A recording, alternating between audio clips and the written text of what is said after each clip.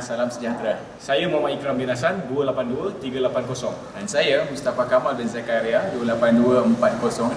Pada hari ini kita akan menjalankan satu tugasan bagi menemu ramah seorang petugas media di sini di Bilik Berita Angkasa Puri RTM bagi melengkapkan tugasan yang bertajuk peranan dan struktur bidang teknologi media. So kalau nak tahu siapa petugas media yang kita nak temu bual pada hari ini, so let's jom.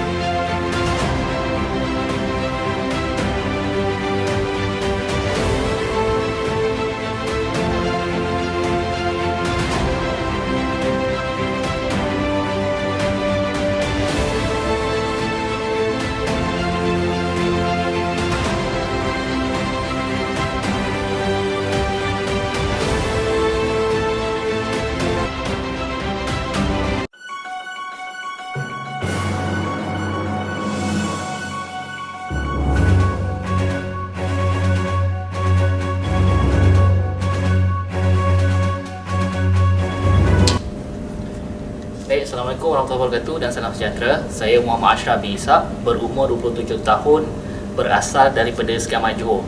Saya kini bertugas sebagai seorang wartawan penyiaran di Jabatan Penyiaran Malaysia RTM Angkasa Puri di unit Berita TV bahagian berita ewas masa BEST.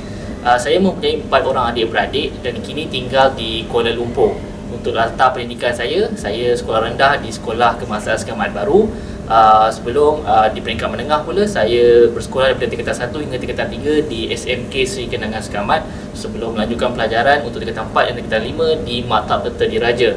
Untuk di peringkat tinggi pula, saya menyambung pelajaran di Kolej Antarabangsa Yayasan Melaka dalam jurusan Diploma Teknologi Media RTM. Alright, bismillahirrahmanirrahim. Assalamualaikum warahmatullahi taala wabarakatuh. Nama saya Mustafa Kamal bin Zakaria, pelajar nombor matriks 282406, bersama-sama dengan saya hari ini. Ya, saya Muhammad Ikram bin Hassan, nombor matrik 282380. Dan pada hari ini kita akan melaksanakan satu temu ramah bersama dengan petugas media daripada RTM Angkasa Puri bagi melengkapkan tugasan pertama kami, iaitu melibatkan tugasan peranan dan struktur bidang teknologi media, SCCT 1033, pengantar komunikasi media. Baik, jadi bersama-sama dengan kita pada hari ini adalah Encik Muhammad Ashraf bin Ishak. Apa khabar Encik Ashraf? Sihat? Saya Alhamdulillah sihat. Terima kasihlah sudi nama saya. Tak mahu jugalah sebab mungkin mengganggu Encik Ashraf lah. Tak mahu. Boleh. Okey, Encik Ashraf boleh tak Encik Ashraf perkenalkan diri terlebih dahulu? Okay, Assalamualaikum warahmatullahi wabarakatuh. Saya Muhammad Ashraf bin Ishak. Sekarang bertugas sebagai wartawan penyiaran di Radio Television Malaysia RTM lah, dan dah lebih 7 tahun bertugas sebagai seorang wartawan. Encik Ashraf, boleh tak berceritakan sedikit pengalaman selama Encik Ashraf bekerja sebagai seorang wartawan penyiaran? Kalau nak cerita pengalaman tu, saya dah berada dalam bidang ni seperti yang saya sebut tadi dalam 7 tahun. So dalam 7 tahun tu dah macam-macam lah pelbagai pengalaman yang saya lalui sebagai seorang wartawan penyiaran. Saya mula bertugas di RTM Melaka sebagai seorang wartawan penyiaran juga. Jadi skop kerja tu kita sebagai seorang wartawan ni kita buat liputan isu-isu semasa lah, dan program-program kerajaan negeri yang melibatkan menteri, ketua menteri, esko-esko kerajaan negeri di Melaka dulu lah, dan juga menteri-menteri kerajaan pusat. Dan apabila saya bertukar ke Kuala Lumpur, saya ditukarkan ke RTM Angkasa Puri pada tahun 2018. Skop tugas tu dia lebih besar lah sebab dia melibatkan pimpinan utama negara, Perdana Menteri, Timbalan Perdana Menteri, menteri-menteri kabinet, dan juga yang di-Pertuan Agong lah. So macam-macam yang saya dah lalu, ataupun berbagai program ataupun event yang saya dah buat liputan lah di dalam negara dan di luar negara lah. Saya juga berkesempatan untuk keluar negara, dah beberapa negara lah, di Indonesia, China, United Kingdom. So liputan-liputan ni dari sebuah pelbagai cabang ni lah, antaranya ekonomi, mahkamah, sukan, di parlimen sendiri. So dari segi pengalaman kerja tu memang macam-macam lah, nak sebut tu banyak, tapi itulah melibatkan program-program tu, dan pelbagai jenis liputan lah saya dah buat. Saya dah pernah rasa kan, peluang sebagai seorang wartawan penyiaran ni, kita dapat pergi ke tempat-tempat yang orang lain tak dapat pergi, macam pejabat Perdana Menteri, Istana Negara. So benda-benda tu bagi saya berharga lah, yang orang lain tak dapat rasa, kita dapat rasa. Dan pengalaman saya, bagi saya pengalaman tu sangat berharga lah, bagi tak semua orang dapat rasa benda tu. Itu je. Kalau macam yang Cik Ashraf katakan tadi kan, dah pergi sampai ke UK, sampai ke Indonesia dan sebagainya kan. Ingat tak dulu masa tu kita ada satu berita tentang peperangan di Gaza. Masa tu ada terlibat juga tak? Untuk di peperangan di Gaza tu, buat masa ni saya belum berkesempatan lah. Untuk spesifik di Gaza tu saya tak terlibat.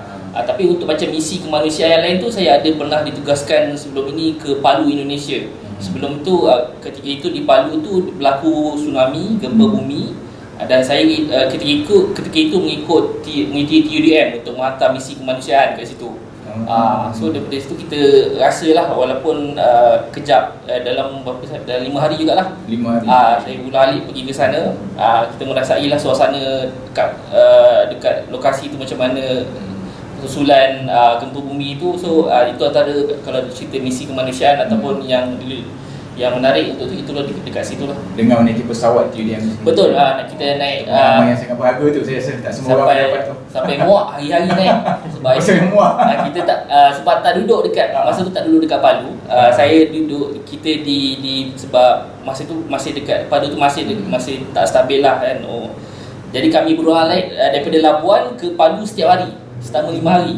So setiap pagi naik pesawat pergi sana, itu pun tak straight pergi Palu. Dia land off dulu dekat time tu dekat Balikpapan, tak salah saya. Dekat Balikpapan berhenti, baru boleh pergi ke Labuan. Boleh ke Palu. Patah balik ke Balikpapan ke Labuan. So setiap hari tu 6 kali saya naik pesawat. Cali TUDM sampai nak puas lah orang kata kan. Betul. Baik, Cik Ashraf, yang itu tadi kita berkisahkan tentang pengalaman kerja lah sebagai seorang wartawan di RTM. Seterusnya Cik Ashraf, saya nak tanya juga tentang peranan petugas dalam organisasi itu sendiri. Maksudnya peranan sebagai seorang wartawan itu macam mana, selain daripada kita biasa tengok dekat TV, biasa nampak cover berita dan sebagainya. Itu daripada set kami, orang yang kami tak tahu. Jadi apa secara perinciannya yang lebih detail lagi tentang peranan petugas tu dalam secara keseluruhannya, secara umumnya semua tahulah tugas wartawan ni dia menyampaikan berita. Terutama kami di RTM ni, kita kena, dia lebih spesifik lagi, kena berita tu tepat, sahih, dan kita tak boleh hanya sekadar menyampaikan berita-berita yang kita tak tahu daripada mana sumber dia. So memang betul-betul particular RTM dia jaga bab kesahihan berita, sumber berita tu. Jadi secara umumnya tugasan kami selain daripada menyampaikan berita, buat liputan edukasi, tugas sebagai seorang berita, ada juga tugasan-tugasan lain. Macam sebelum ni saya di Melaka, saya bertugas sebagai seorang penyampai berita. So saya baca berita lah, menyampai berita TV. Dan selain itu juga kita ada buat, untuk saya sendiri ada menyampaikan berita radio.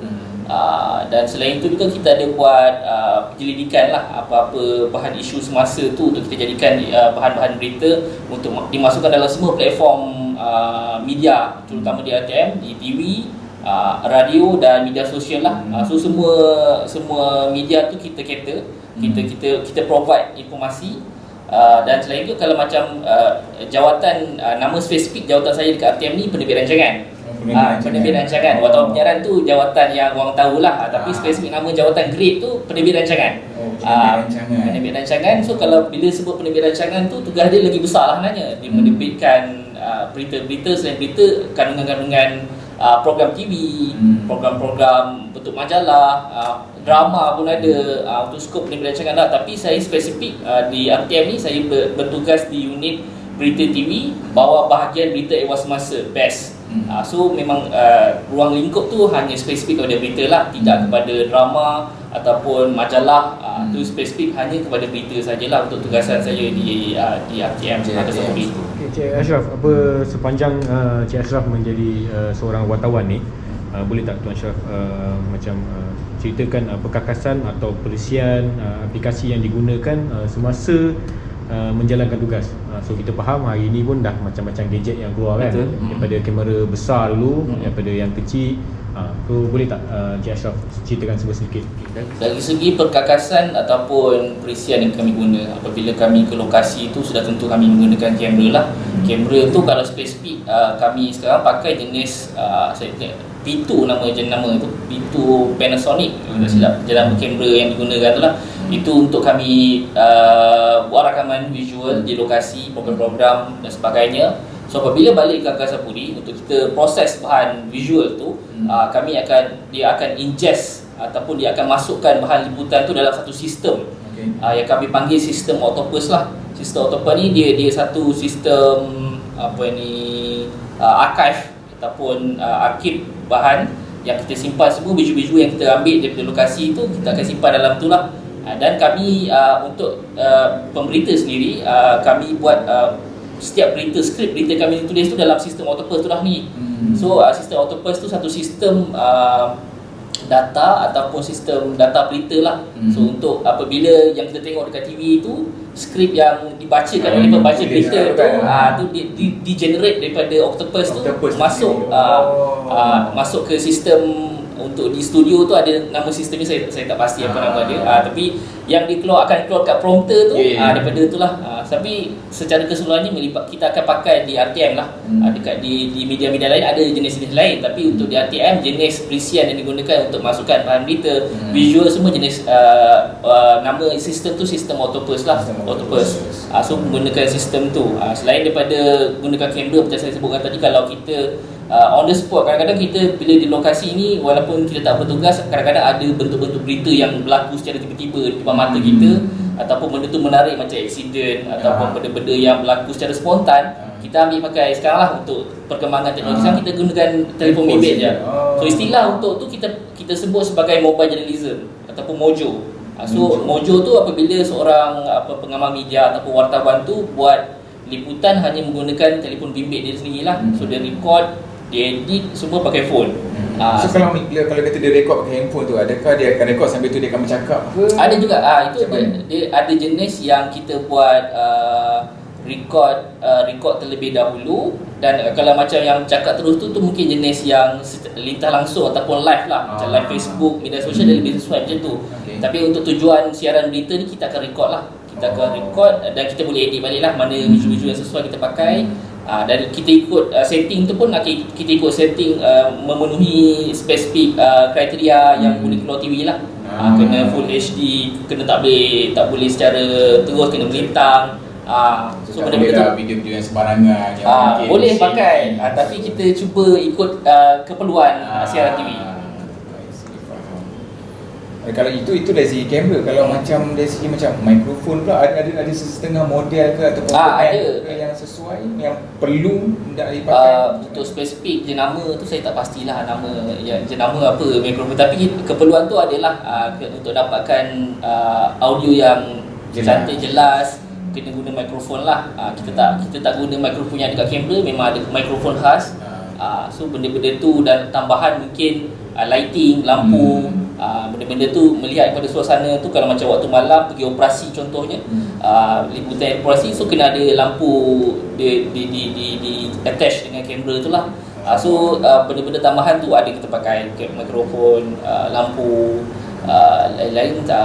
Itu je lah untuk di lokasi. Kalau contohlah macam apa, kita sedang nak buat satu liputan mengejut lah dekat sesuatu lokasi, dan benda tu kita perlu live kan dekat televisyen. Okey. Pada masa yang sama kita equipment kita terbatas. Betul. So macam mana, kadang saya pernah tengok dekat RTM ataupun dekat mana-mana media kan, bila sesuatu macam benda tu kita nak live kan on spot kan, tapi equipment tak cukup, tapi saya tengok dia boleh buat. So macam mana dia buat tu, sedangkan equipment tak banyak. Okey, itu satu lagi benda melibatkan dari segi signal ataupun isyarat untuk kita buat lintas langsung lah. So untuk keperluan macam kita buat di lokasi, contoh macam tanah runtuh ataupun yang melibatkan kita kena buat on the spot lintas langsung tu, dia ada satu, selain menggunakan kamera, mikrofon apa semua tu, dia ada satu lagi unit ataupun gadget ataupun alat yang kita panggil, nama tu TVU unit. TVU unit ni dia tugas dia untuk menghantar isyarat daripada visual yang dia ambil daripada kamera tu, dia akan capture. So apabila orang di studio tu, dia akan dapat capture visual di lokasi tu. Tu dia satu alat macam transmitter lah. Transmitter, portable transmitter. Casing lah. Kita boleh bawa ke mana-mana. So kita on kan TVU unit tu, dia menggunakan data internet, dan kita boleh live on the spot masuk ke TV. So menggunakan signal. Itu yang untuk portable lah. Kalau macam untuk proper, kita ada van, OB van. Itu saya perasan. Tapi apa namanya tadi? OB van. OB van tu kenderaan bergerak tu lah. Dia ada lori, ada van. So tapi untuk yang portable, yang untuk kita mudah bawa tu, kita guna untuk di RTM lah, TVU unit. Satu kotak kecil. Memang kita untuk pancarkan isyarat daripada kamera tu, dia terus kita boleh capture di studio lah.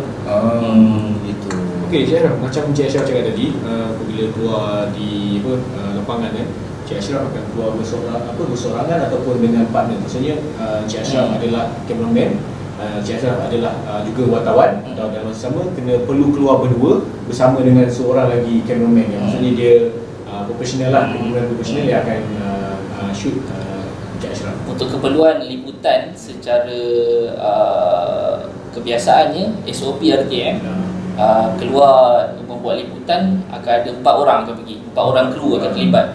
Seorang wartawan, seorang juru kamera, seorang juru audio, dan seorang pemandu ataupun pilot lah. So apabila ke lokasi ni, 4 orang ni lah. Itu secara kebiasaannya. Tapi kalau macam benda-benda yang ad hoc ataupun tiba-tiba waktu malam, tengah malam, yang tadi tu kita pakai kru RTM. Yang untuk keperluan yang macam tiba-tiba secara tiba-tiba ni, kita ada menggunakan khidmat stringer. Stringer ni macam juru kamera yang kita ambil secara kontrak, tapi dia buat dia ambil visual, dia yang bawa kereta menggunakan peralatan dia sendiri, bukan menggunakan peralatan jabatan. So ni macam kontraktor luar lah.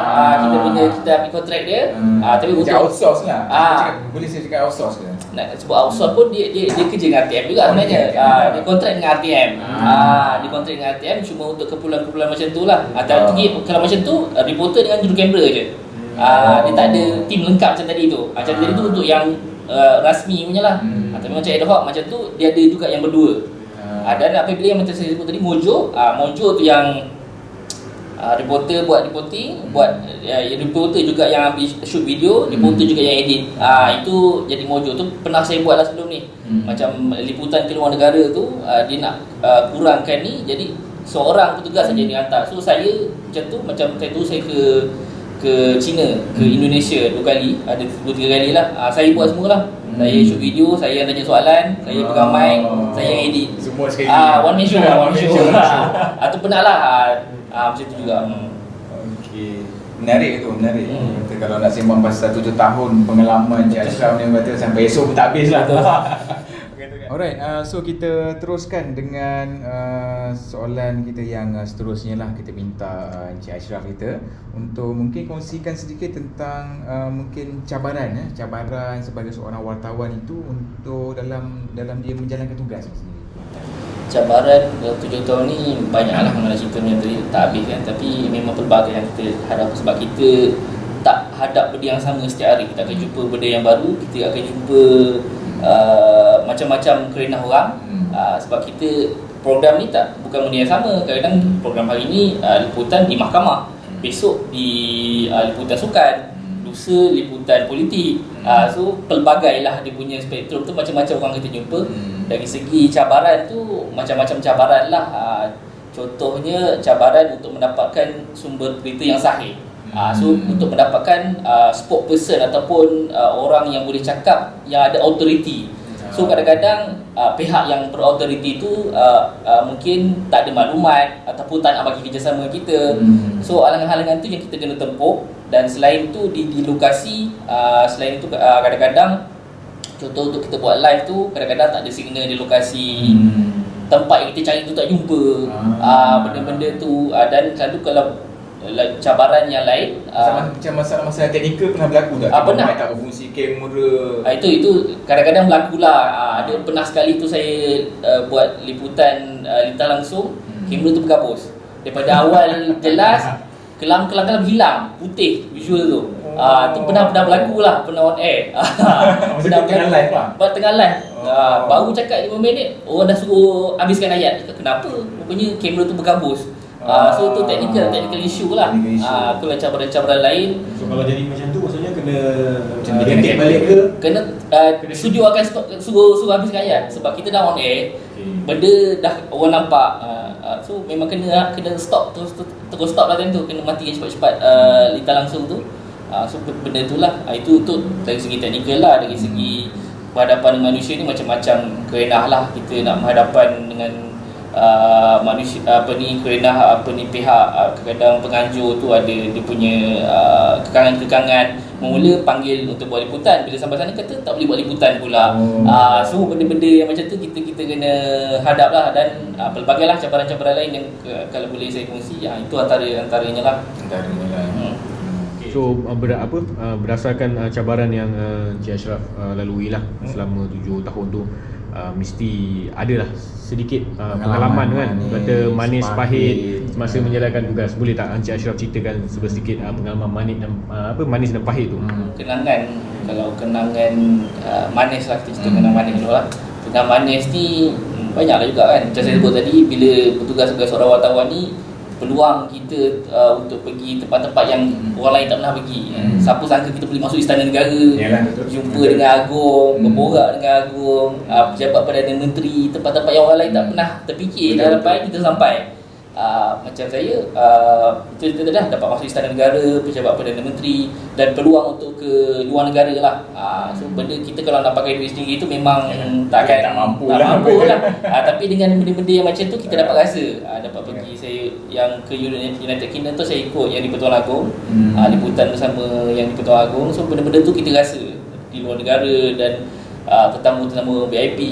Dan kalau ke tempat-tempat yang berisiko lah, contoh di kawasan Tanah Runtuh, macam itu sebelum ni 2 tahun PKP kan, saya berkesempatan masuk ke tempat yang tempat orang kuarantin, yang dulu di MIPS, yang tempat paling besar. Saya tempat pernah rasa dekat situ. So benda-benda tu antara kenangan yang tak boleh dilupakan lah, antara kenangan manis. Kalau kenangan pahit ni,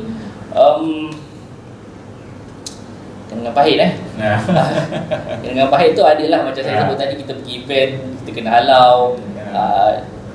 Kalau spesifik kenangan pahit ni dia lebih kepada mengganggu tugas semasa pada ketika itu. Dia tak pernah terima hutang ke ataupun kalau dia macam pukul ke apa ke, kita tak tahu. Setakat ni saya tak ada berhadapan dengan kekangan-kekangan macam tu lah, ancaman-ancaman kena ugut ke apa ke.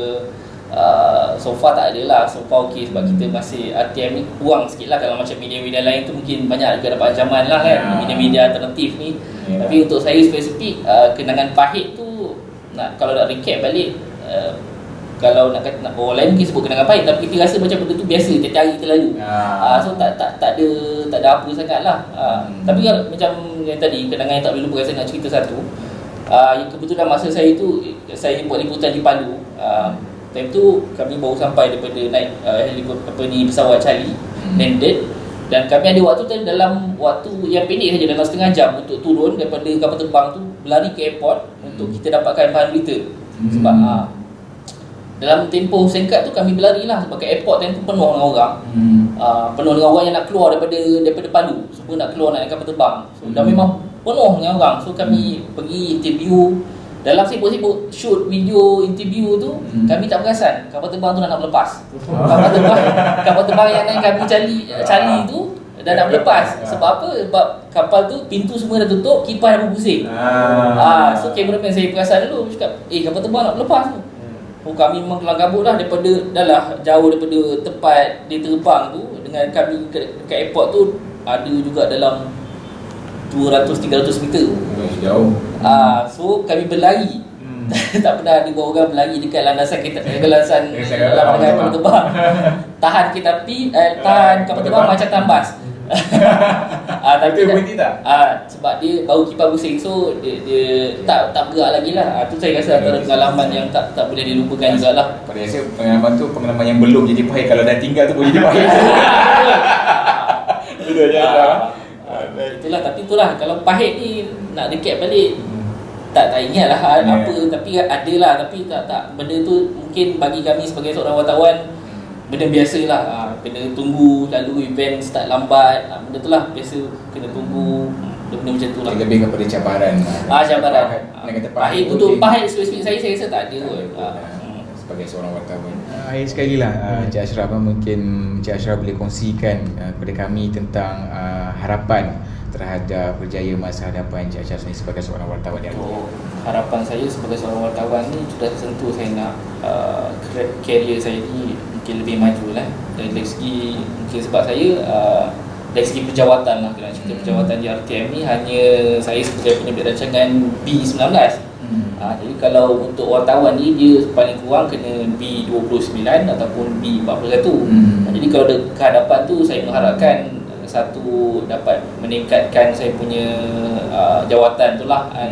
So supaya kita lebih bersemangat lah untuk bekerja kan, selari lah dengan apa keperluan jabatan.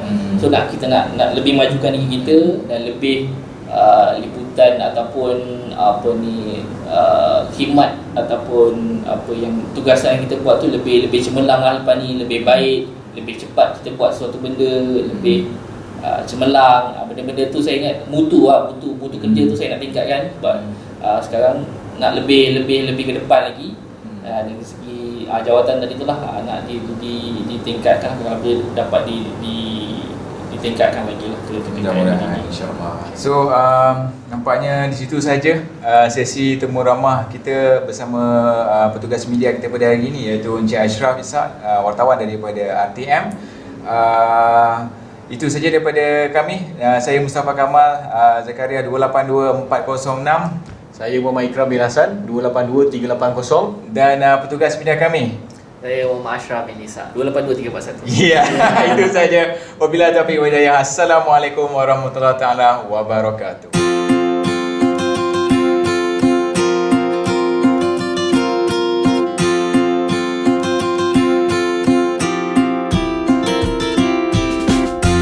Peranan dan suatu media bidang teknologi media bagi Mustafa Kamal mana?